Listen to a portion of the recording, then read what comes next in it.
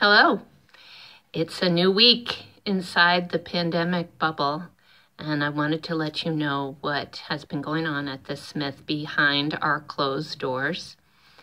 This past week, we were knee-deep in invoices and bank statements, trying to pull together a report for Colette Bernard at the City of Geneva, who is working on our reimbursement for the Main Streets grant.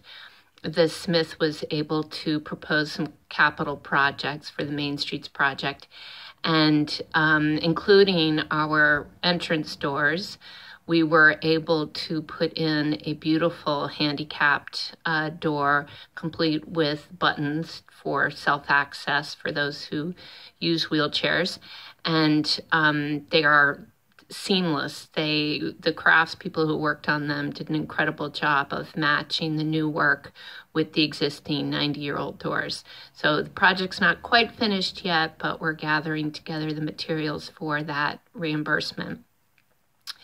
Then the Smith is part of several professional networks and spent a lot of time on Zoom this past week in meetings.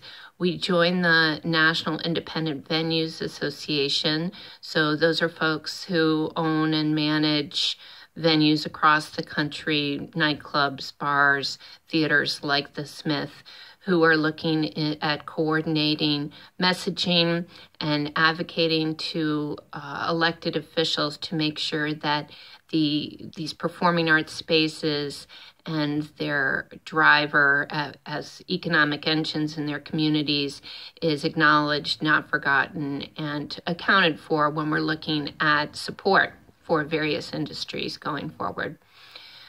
Many people in Ontario County were on a call with Bob Duffy, who Governor Cuomo has put in charge for reopening the Finger Lakes.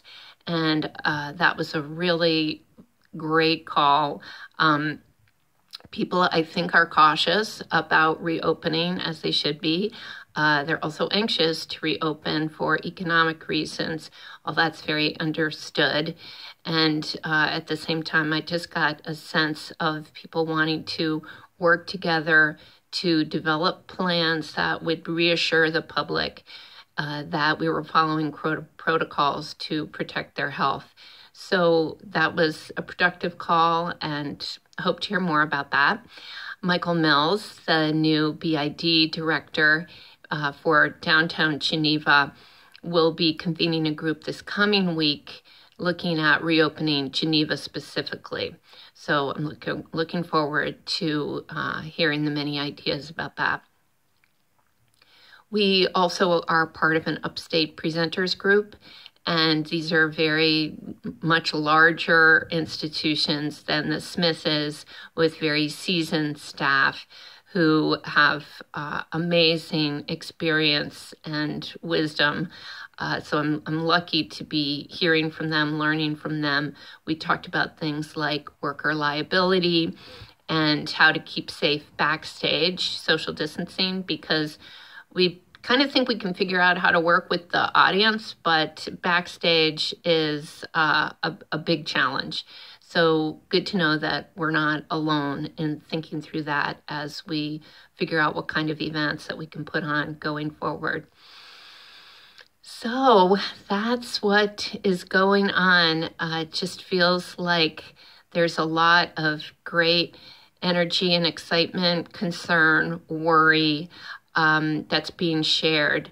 And particularly in New York State, another call that we were on this week was the Rochester Area Community Foundation, and they featured many of, in particular, Rochester's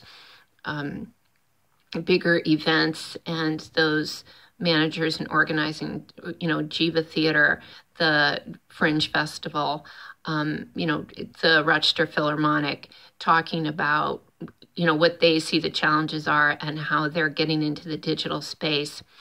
Speaking of which, we had a great week last week with our digital offerings, and we'll have another one this week. We're going to be watching Moonlight together, which you will remember won the Academy Award a couple years ago. And we're going to be recording some new Smith sessions on the stage.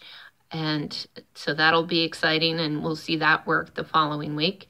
And then hope to hear from Chris Woodworth with a new Ghost Light Tour session. Last week's was very humorous. It was about productions that used the sense of smell. So fascinating. I think that's all for now. I hope you had a chance to get outside the beautiful weekend, this past spring weekend, and to get outside at a safe distance, of course.